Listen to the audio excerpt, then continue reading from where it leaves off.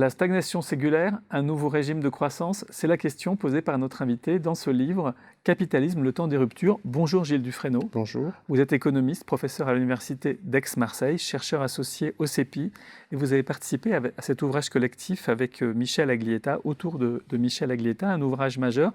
Alors sur ce chapitre, vous participez à d'autres également. Vous posez la question de la stagnation séculaire. On se demande si les pays développés notamment sont entrés dans une phase de stagnation séculaire depuis la crise de 2008.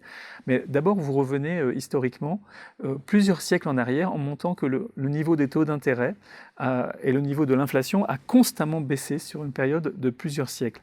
Donc, est-ce que ces symptômes de la stagnation séculaire, ces bas taux d'intérêt, est-ce qu'en fait c'est juste l'aboutissement d'un processus très long ?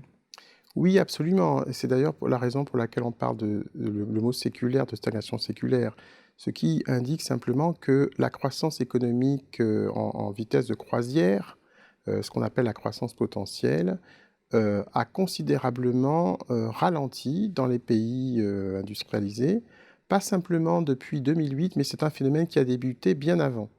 Alors, effectivement, comme vous l'avez rappelé, historiquement, on a, au fur et à mesure que les économies deviennent matures, effectivement, la croissance potentielle baisse naturellement.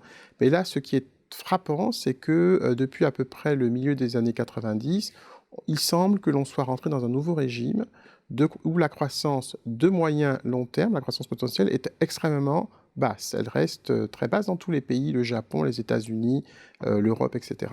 Alors ça, c'est intéressant parce que ça conduit à s'interroger et à se demander s'il n'y a pas là un nouveau régime de croissance. Je rappelle que dans les années 30, nous avons vécu un phénomène similaire. Il a simplement été interrompu par une guerre. Mais les économies en prenaient déjà le chemin. Et si on remonte un petit peu plus loin, au XIXe siècle, on a eu aussi une période assez longue, en fait, où les économies ont stagné. Donc la stagnation séculaire, c'est ça, finalement, on se rend compte que les économies renouent avec cela. Alors, quels sont les signaux ? Parce qu'il y a différents signaux. Parmi ces signaux, il y a ce qu'on appelle le taux d'intérêt naturel des économies.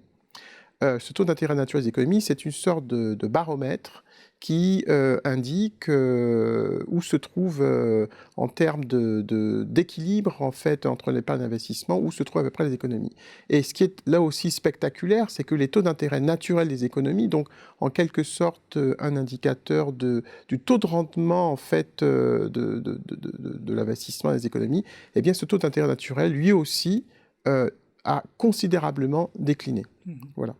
Il est très faible alors que l'épargne est extrêmement abondante. C'est un des paradoxes de cette alors oui, période. naturellement, parce que alors ça fait partie des explications, c'est-à-dire que nous sommes finalement dans une ère où on a, les anglo-saxons disent une gloutonnerie de l'épargne, c'est-à-dire qu'on observe deux phénomènes qui vont en sens opposé, c'est qu'à la fois les dépenses d'investissement ont très fortement diminué, il y a des raisons à cela, et en même temps, l'épargne, que ce soit au niveau des pays ou que ce soit au niveau global, elle, a fortement augmenté. Donc si on est dans une conception où le taux d'intérêt, c'est le reflet de ce déséquilibre entre l'épargne et l'investissement, ça peut expliquer une partie de la chute des taux d'intérêt que l'on observe, mais des taux d'intérêt nominaux. Et à cela, il faut ajouter le fait que la baisse du taux d'intérêt naturel, elle est liée à des facteurs structurels qui tirent l'économie. Alors, parmi ces facteurs structurels, il y a par exemple la productivité. Il y a eu ce grand débat aux États-Unis qui ensuite a été relayé en France sur le fait que ce que l'on remarque, c'est que les économies ont bien sûr des gains de productivité, mais on observe un ralentissement au cours du temps de ces gains de productivité. Et donc, ça conduit à s'interroger sur le fait qu'on est pourtant dans une ère où vous avez tous ces progrès technologiques très importants dans le domaine des nanotechnologies, dans le domaine de la robotisation, de l'automatisation, et malgré ça, eh bien, ce que l'on observe, c'est un ralentissement des gains de productivité. Donc ça, c'est un premier facteur, un premier signal de la stagnation séculaire. Et puis, vous avez un autre... alors, si vous voulez, c'est quelqu'un comme Gordon, etc. Il explique très bien cela. Et lui, il dit que c'est lié à des facteurs démographiques. On a des populations qui sont vieillissantes dans les pays. Mais il y a une autre explication qui, elle aussi, a le vent en poupe, c'est de considérer que finalement, pendant toutes les années 90-2000, nous avons assisté à un phénomène où il y a eu un tassement de la demande globale dans les pays. Tassement qui s'explique notamment, mais pas que, par le fait que les taux d'investissement ont baissé, qui est associé, on en parle un petit peu dans le livre, au fait qu'il y a eu un changement dans le management des entreprises, l'importance prise par la valeur actionnariale, etc. Donc, tassement de l'investissement. Et ce tassement de l'investissement fait que lorsque vous avez une demande qui reste faible pendant longtemps, il n'y a pas de séparation entre ce qui se passe à court terme et à long terme. C'est-à-dire que ça va affecter l'économie à moyen long terme. Voilà. Donc vous confrontez effectivement ces différentes explications. Alors, il y a deux choses qui m'ont particulièrement marqué. La première, c'est finalement sur la question de la productivité. Vous dites finalement cette révolution industrielle, à ce stade, elle est beaucoup moins puissante que les précédentes. Elle produit des effets beaucoup moins puissants. Alors, on est épaté par ces effets. On dit que tout est bouleversé, mais on n'a pas une révolution aussi importante dans les effets pour la productivité de l'économie. Ce qui appelle la question, est-ce que ce n'est pas devant nous avec les questions, voilà. Et d'un autre côté, vous soulignez la financiarisation, vous venez de le dire sur la shareholder value, c'est ce qui freine aussi en partie l'investissement parce que le taux de rendement attendu du capital est trop élevé pour financer les investissements. Tout à fait. Alors, je vais commencer, si vous le permettez, par le second point. C'est que on pourrait être étonné sur le fait que les taux d'investissement ont diminué alors que les taux d'intérêt de la dette, les taux d'intérêt, notamment les taux d'intérêt de la dette diminuent. Bon, ce qu'il faut comprendre, c'est que dans le coût du capital pour une entreprise, il y a évidemment, une entreprise peut se refinancer par de la dette, mais elle a également des actionnaires, et donc le taux de rendement demandé par l'actionnariat est un élément important. N'oublions pas que nous sommes entrés depuis le milieu des années 80 dans une époque où finalement ce qui fait la valeur d'une entreprise, c'est moins sa valeur économique que sa valeur boursière. Donc avec ce phénomène, ce que l'on a simplement remarqué, c'est qu'il y a une partie de plus en plus importante des bénéfices ou de la rente des entreprises qui a été à l'actionnariat et du coup moins de montants qui ont été investis dans l'investissement. Donc la finance, le régime, donc là ça correspond à un régime de fonctionnement des marchés financiers, bien entendu, a une part dans ce que nous sommes en train d'observer. Et ce qui est tout à fait phénoménal, on a croisé un certain nombre de chiffres dans le livre, c'est de montrer ce lien extrêmement fort qu'il y a entre le cycle financier et le cycle de l'activité réelle.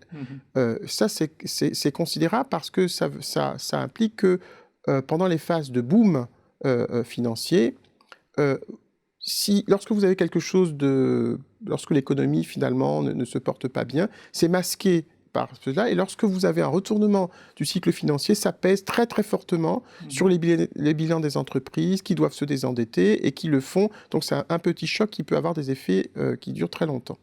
Maintenant, sur la première question que vous aviez posée concernant le rôle de la productivité, effectivement, là, on a deux débats, si vous voulez.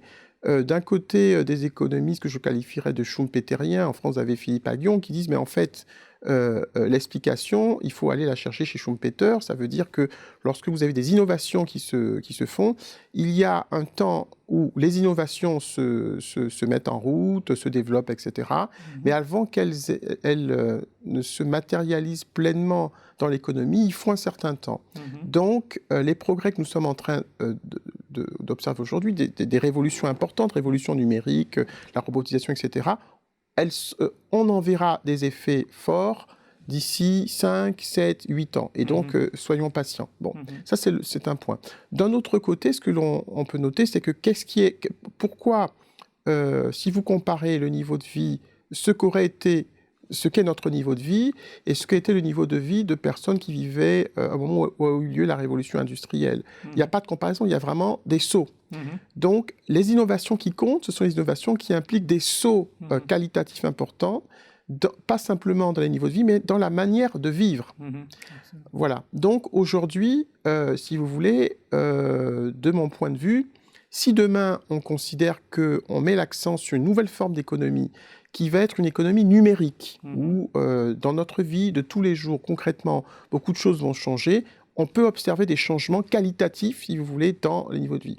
Autre exemple important, si demain on décide que, eh bien, on passe à une économie verte, C'est-à-dire qu'on n'est plus simplement dans la transition écologique, mais on est vraiment dans une économie qui associe l'économie et l'écologie. Ça peut également, l'éco-conception, ça peut complètement bouleverser notre façon de vivre et changer les choses. Donc voilà un petit peu. Donc on est peut-être à la veille de cette rupture-là, et les instruments de mesure aussi ne sont peut-être pas adaptés. Vous évoquez tout à fait. ces termes dans le livre, et vous parlez aussi de la façon dont la société s'approprie ou pas, enfin accepte, juge désirable ce type de progrès. Alors ça, c'est quelque chose de très important. Il ne faut jamais oublier que l'économie n'est pas déconnectée du politique, et l'économie est encore moins déconnectée des sociétés. Lorsque vous avez des innovations technologiques qui se produisent, ces innovations elles doivent pénétrer les structures sociales, et ça suppose une appropriation de la part des entreprises, de la part des personnes, etc. Qu'est-ce qui est frappant, si vous prenez le cas de la France, le Conseil d'orientation le ministère du Travail en France a fait différentes études qui montrent que dans un grand nombre de PME, et je ne parle pas de TPE, il y a encore de très grandes difficultés, des retards dans l'appropriation des innovations qui sont liées au numérique, par exemple. Donc ça, c'est aussi un élément qui peut expliquer qu'il faut un certain temps avant que les entreprises, par exemple, puissent s'adapter au progrès technique nouveau qui a lieu. Voilà. C'est un aspect que vous développez, mais il y en a encore beaucoup d'autres. Pour ça, je renvoie à votre chapitre et à l'ensemble de l'ouvrage « Capitalisme, le temps des ruptures ». Merci Gilles Dufresneau d'être venu en parler. Merci.